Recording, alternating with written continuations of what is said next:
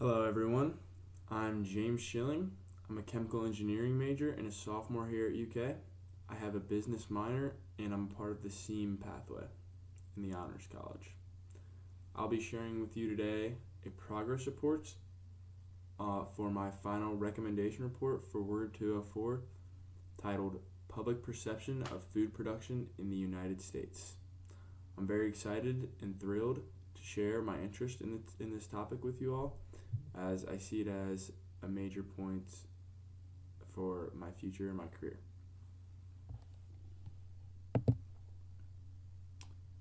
Moving on, about me a little bit before we get started. I'm a chemical engineering major, as I said before, and I have an explicit interest in food processing. I've done a few internships in the field and I have significant connections, and this is the field that I see myself going into in the future. I'm very interested in creating a quality product for consumers, and I believe it's the duty of the producers to produce a product that is safe, enjoyable, and high quality. My inspiration for this project and choosing this project is anecdotal experiences in my life that relate to this topic. Personally, I would assume that most people feel the same, I've noticed that when I travel out of the country, I have a much better food experience. I don't have stomach problems, I feel more clear in the head, and I overall just feel a more balanced approach, more balanced health in my life, and my loved ones feel the same. I've heard this sentiment expressed by a wide variety of people, and I'm disappointed in the fact that Americans have decided to just accept it as fact that the American food system is going to be inferior to Europeans. I don't think the general public has a strong knowledge as to why this is the case and the causes, the actual information, and what's going on inside of our country.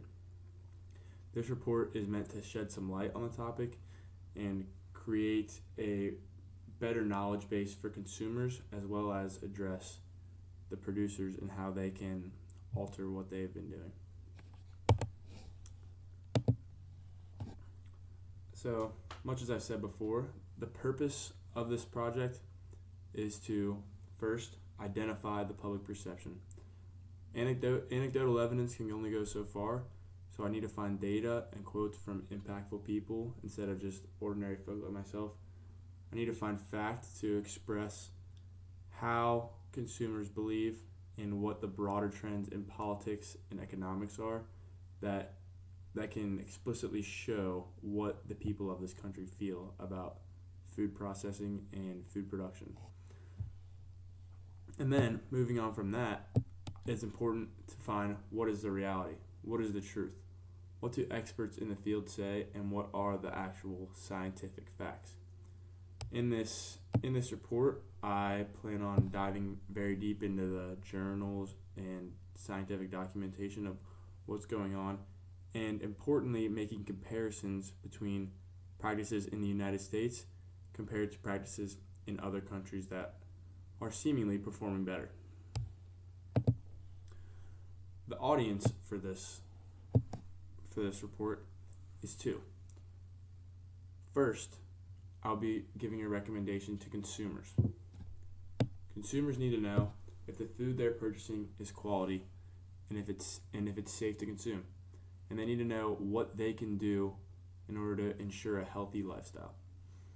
Producers, on the other hand, need to know that they're providing a safe and quality product. And they need to know how their product compares to industry standards and other producers across the world. This slide shows a list of references for this project.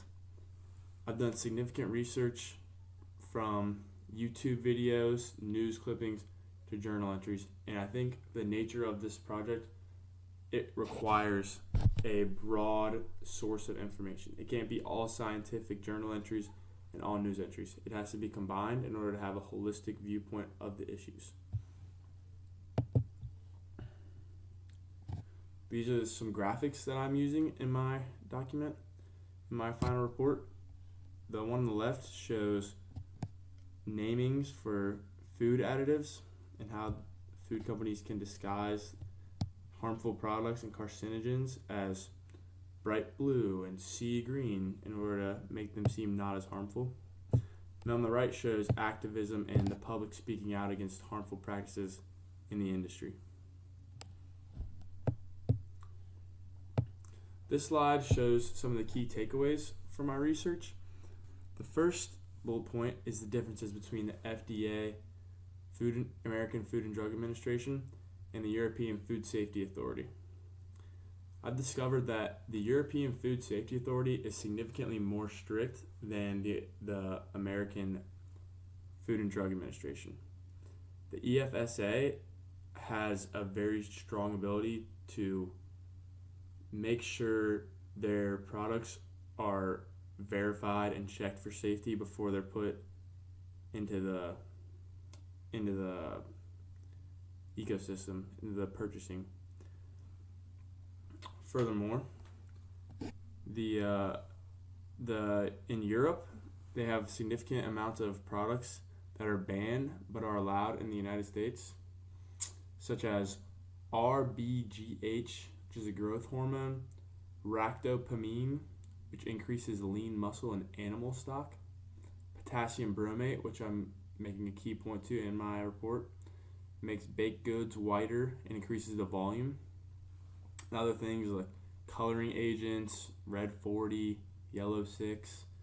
I'm sure these are familiar.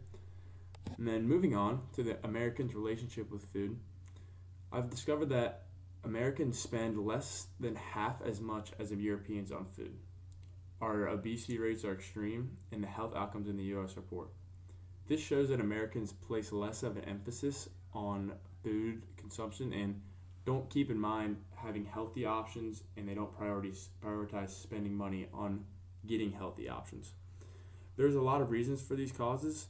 A lot of people say World War II created a machine-type food system where foods are just mass-produced and pumped full of additives in order to be spread to as many people as possible. People blame food deserts where there's not a lot of food in urban areas. And then just overall the culture of the country has shifted to a point where food is not a point of emphasis. Next, I'm going to continue my research. I'm going to look for more information, and I need to make a final recommendation. Thank you very much for watching. I'm excited to finish this project, and I look forward to receiving feedback. Thank you.